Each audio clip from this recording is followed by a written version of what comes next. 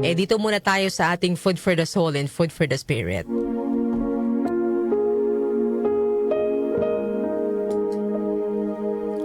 May isang batang lalaki na ubod ng sama ang ugali.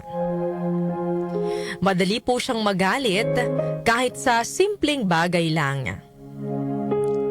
Napansin po ng kanyang ama ang hindi magandang pag-uugali ng kanyang anak. Kaya naman nag-isip po ng paraan ang tatay para matulungan ng kanyang anak na magbago. Isang araw, binigyan ng ama ang batang lalaki ng isang supot na naglalaman ng mga pako. At sinabi niya sa kanyang anak na sa tuwing mauubusan ito ng pasensya at magagalit, kailangan niyang magpukpok ng isang pako sa likod ng bakod. Sa unang araw po, nakapukpok ang batang lalaki ng 37 pako sa bakod. Imagine, ibig sabihin, ganun siya kadaming beses ding nagalit, nawala ng pasensya. Sa paglipas ng mga linggo, habang unti-unti niyang natutunang kontrolin ang kanyang galit, nababawasan rin po ang bilang ng mga pakong pinupukpok niya araw-araw. Natuklasan ng batang lalaki na mas madali palang pigilan ang kanyang galit kaysa magpukpok ng mga pako sa bakod.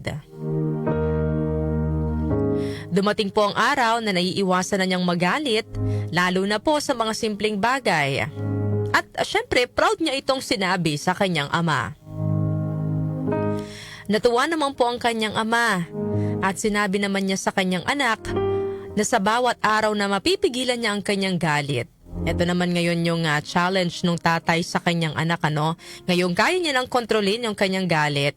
Ang sinabi naman ng tatay ngayon, sa bawat araw na mapipigilan mo ang iyong galit, isang pako ang dapat mong bunutin mula sa bakod. Lumipas ang mga araw, talagang natutunan na ng bata na kontrolin ang kanyang galit hanggang sa wala nang natitirang pako sa kanilang bakod. Agad naman itong pinakita ng bata sa kanyang ama. Napangiti ang kanyang ama, ngunit may nais siyang ipaunawa sa kanyang anak. Itinuro ng ama ang mga butas na iniwan ng pako sa bakod at saka sinabing, "Magaling ang ginawa mo, anak. Pero tingnan mo ang mga butas sa bakod. Hindi na ito magiging kagaya ng dati. Kapag nagsalita ka ng masakit dahil sa galit, nag-iiwan ito ng peklat katulad ng mga butas na ito. Maaari kang sumaksak ng kutsilyo sa isang tao at hugutin ito, pero hindi na mawawala ang sugat. Kahit gaano ka pa humingi ng tawad, mananatili pa rin ang pilat." Ano po ang aral na mapupulot po natin sa kwentong ito mga kanyusik? Ang kwento po ay isang paalala sa atin ng bigat ng ating mga salita.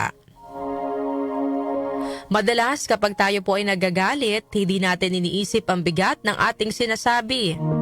Talagang nakakain po tayo ng matinding emosyon. Hindi na po tayo nakakapag-isip kung tama ba yung ating mga sasabihin.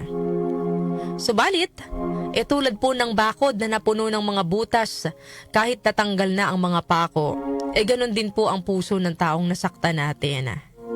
Maaaring lumipas ang oras, lumipas yung mga emosyon, humupa yung galit, pero yung sakit o yung pilat na dala po ng masasakit na salitang nabitawan natin ay hindi na po mawawala. Hindi po sapat yung pagsasabi ng sorry, kung paulit-ulit naman tayong nakakasakit, Totoo, nakakatulong po yung paghingi ng tawad at maaari ring makapagpatawad yung taong nasaktan mo, pero yung relasyon po ninyo posibleng magkaroon ng lamat. Posibleng hindi na kayo maging tulad ng dati. Kaya't napakahalaga po na tayo'y maging maingat, hindi lang po sa ating mga gawa, kundi lalo na po sa ating mga salita. May kasabihan nga po na huwag magdesisyon kapag ikaw ay galit at huwag ding mangako kapag ikaw ay masaya. Kapag tayo po ay galit, madalas nangingibabaw ang emosyon kaysa po sa tamang pag-iisip. Ang mga desisyong ginagawa po natin sa oras ng galit ay kadalasang pabigla-bigla, hindi po natin na pag-iisipan, padalos-dalos at puno po ng bugso ng damdamin. Ito ang dahilan kung bakit marami po yung nagsisisi pagkatapos. Kasi minsan yung nabibitawan mong salita, ano naman yun talagang hindi mo naman talaga gustong sabihin. Out of emotion lang talaga yun. Ganon din po kapag tayo ay sobrang saya. Kapag tayo naman po ay masaya, nadadala rin tayo ng bugso ng ating damdamin sa sobrang excitement. Kung minsan, nangangako po tayo ng higit pa sa ating kayang tuparin. Dahil dito, minsan may mga pakong napapako, ending nakakasakit din po tayo ng damdamin ng iba. Ako mga kanyusik, minsan ay madalas pala ang ginagawa ko kapag ako'y nagagalit sa isang tao o kaya meron ako nakakasamaan ng loob. Talagang mas pinipili ko na wag na lang muna siyang kausapin. Ayan, bakit? Pahupain na lang muna yung emosyon, para magpalamig muna kumbaga. Ayan, para kapag halimbawa okay na, humupa na yung emosyon, humupa na yung inis, pwede mo na ulit siyang kausapin na parang walang nangyari, 'di ba? Kesa naman po, doon ka sa height ng iyong emotion, makikipagtalo ka din sa taong yon. Yun nga, mayroon kang mabibitawang salita na hindi mo naman talaga gusto. At sa huli, pagsisisihan mo po dahil hindi mo na mababawi, nakasakit ka na ng damdamin ng iba. Siguro, mga kanyusik, dapat po natin gawin ay pause and pray. Huminto sandali, huminga ng malalim, at idulog muna sa Diyos ang ating emosyon bago po tayo magdesisyon o magbitiyo ng anumang salita. Ang ating pong verse of the day ay James chapter 1 verse 19 to 20. Encourages believers to be quick to listen and that slow to speak and slow to anger. Because anger does not produce the righteousness that comes from God. Ang talatang po ito ay simple pero napakalalim ng ibig sabihin sa atin. Madalas kasi baliktad po yung ginagawa natin, Mas mabilis tayong magsalita kaysa makinig at mas mabilis tayong magalit kaysa magpigil. Dahil po dito, nasasaktan po ang ating kapwa at tayo mismo ay nagiging alipin ng ating emosyon. Nagpapadala po tayo sa ating emosyon. Itinuturo po sa atin ng salita ng Diyos na ang tunay na karunungan ay nasa tamang pagpipigil. Kapag tayo ay marunong makinig, mas maiintindihan natin ang sitwasyon at mas nagiging mahinahon ang ating mga tugon. Kapag tayo naman ay dahan-dahan sa pagsasalita, naiiwasan natin ang masasakit na salitang maaaring mag-iwan ng sugat sa puso ng iba.